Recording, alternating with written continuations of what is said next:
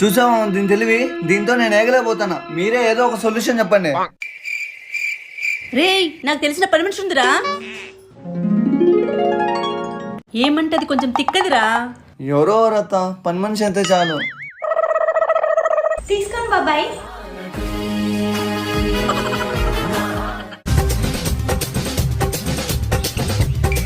ఎవరమ్మా మీరు? పియ్యం కావాలన్నారుగా, అందుకే వచ్చా. పియమ్మా? హో, పని మనిషా? ఇంతకీ మీ పేరు? రిచ్చక్క. అదేంటి కొత్తగా ఉంది?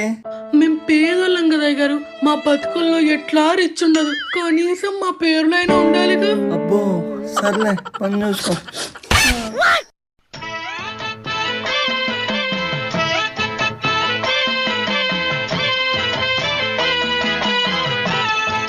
వీళ్ళిచ్చే 3000కి గుడ్డు చక్కెర చెప్పించుకుంటున్నారు. ముందు వీళ్ళ సంగతి చెప్తా.